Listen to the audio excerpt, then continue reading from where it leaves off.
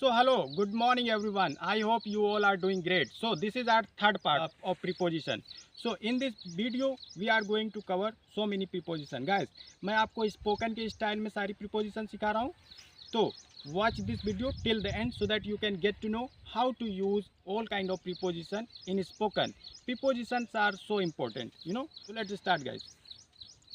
तो हमारा पहला प्रीपोजिशन है ओवर. ओवर का इस्तेमाल हम लोग कहाँ कहाँ करते हैं? ओवर का इस्तेमाल हम लोग ऊपर के लिए करते हैं. जब भी कोई चीज़ किसी चीज़ के ऊपर एग्जैक्ट ऊपर होगी तभी हम ओवर का इस्तेमाल करेंगे. जैसे कि मैं बोलूँ कि चिड़िया पेड़ के ऊपर उड़ रही हैं. Birds are flying over the tree. मेरी तस्वीर घड़ी के ऊपर है. कोई दीवार है उसमें एक घड़ी है और मेरी तस्वीर है. जो मेरी तस्वीर है वो घड़ी के एग्जैक्ट सामने ऊपर है. तो मैं क्या बोलूँगा? My picture is over the watch on the wall. So ये हमारा पहला इस्तेमाल है ओवर का. दूसरा इस्तेमाल ओवर का हम करेंगे कोई चीज़ ढकने के सेंस में. जब भी हम कोई बोलेंगे कि इस चीज़ को किसी चीज़ से ढक दो. जैसे मैं बोलूँ कि बच्चे को चादर ओढ़ा दो तो मैं क्या बोलूँगा? Put the blanket over the child. Put a blanket, put the blanket. अगर वो जानते हो कौन सी ब्लैंकेट है तो put the blanket over the child. एक ये इस्तेमाल. जैसे एक और एग्जांपल मैं देता हूँ. दूध को पेपर से ढक दो तो जैसे मैं बोलूँगा put a paper over the milk. Put the paper over the milk. Over the milk मतलब ढक देना. ठीक है, ये हमारा दूसरा इस्तेमाल है ओवर का.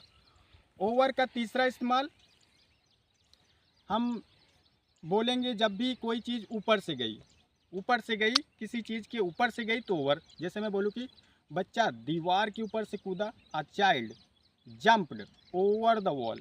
Over the wall, over the wall. एक और एग्जांपल.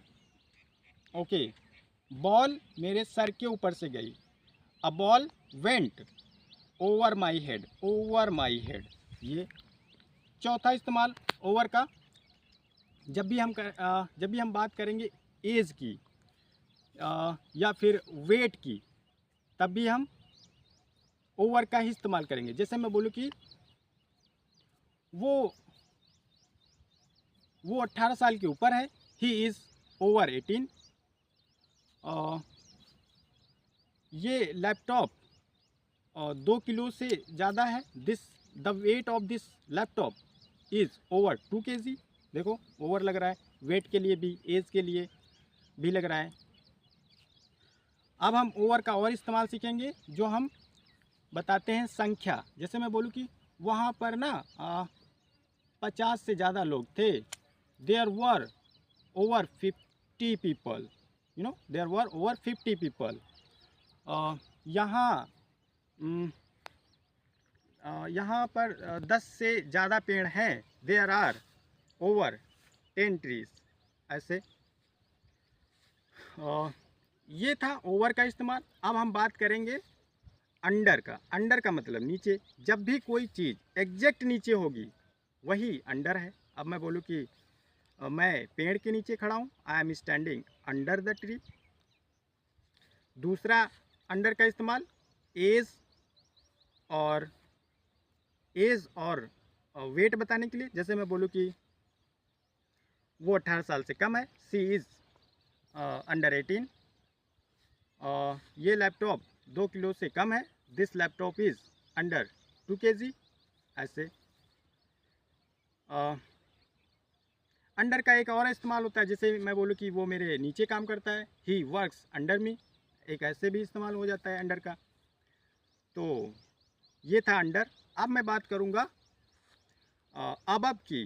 तो अबब क्या है? अबब का मतलब भी होता है ऊपर. लेकिन अबब का मतलब ऊपर होता है लेकिन एग्जैक्ट सामने सामने ऊपर नहीं, इधर होगा. कोई चीज़ है ऊपर है लेकिन इसके सामने ऊपर नहीं, इधर है, तो वो होता है अबब. जैसे मैं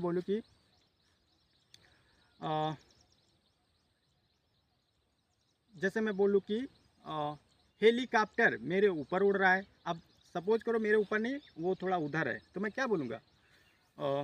हेलीकॉप्टर इज़ फ्लाइंग अबव मी. तारे हमारे ऊपर हैं. तारे हमारे बहुत सारे देखो अगल बगल हैं. तो स्टार्स आर अबव मी. ऐसे करेंगे. अबव का दूसरा इस्तेमाल जो कि है बिल्डिंग के लिए. तो जब भी बिल्डिंग की बात होगी, जैसे मैं बोलूँ कि वो मेरे फ्लोर के ऊपर रहता है। जैसे मैं एक फ्लैट है, एक बिल्डिंग है, मैं रहता हूँ, उसके ऊपर मेरा दोस्त रहता है। तो मैं क्या बोलूँगा? My friend lives on the floor above me, मतलब मेरे फ्लोर के ऊपर। तो एक ये बिल्डिंग के लिए हो गया। अब एक लिस्ट के लिए भी होता है। जैसे मैं बोलूँ कि मेरा नाम तुम्हारे नाम के ऊपर है, my name is above your name in the list, ऐसे। तो ये होता है अबव। अब हम बात करेंगे बिलो। बिलो का मतलब होता है नीचे, लेकिन इसमें भी जैसे मैं बोलूँ कि नीचे, तो ऐसा नहीं कि सामने सामने नीचे, वो नीचे होगा। जैसे मैं बोलूँ कि कोई पहाड़ी है, मेरा दोस्त पहाड़ी पर खड़ा है, मैं यहाँ नीचे खड़ा हूँ, तो मेरा दोस्त, मैं क्या हूँ? मैं उससे नीचे हूँ।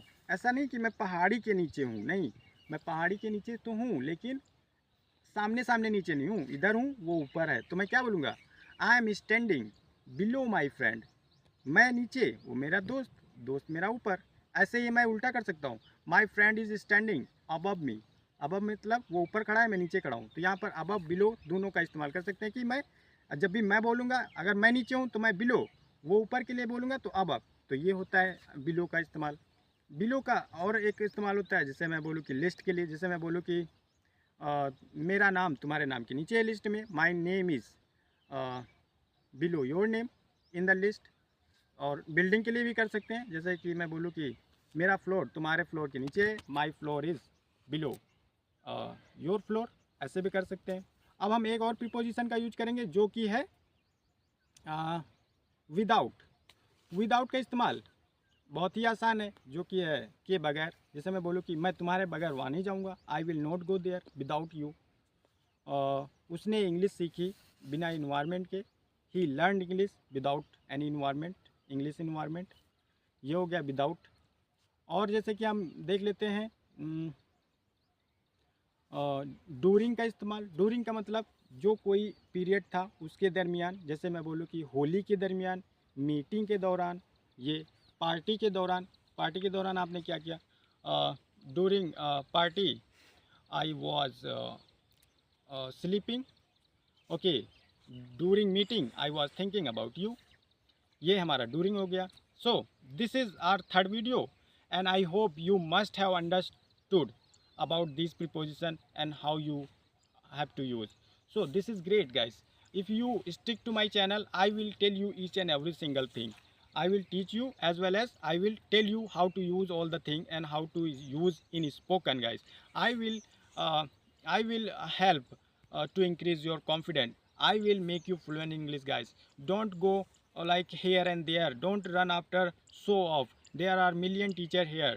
They just come and they just tell you to do this, and after that they go, and you get stuck that, oh my god, what should I do now? Because they spoke, but I just listened here for 1 hour, and end of the video I didn't get anything. So guys, until you speak, you can't speak, no matter whose video you watch and what you do. So just keep this thing in your mind and start practicing from now onward. Thank you so much, guys. Bye.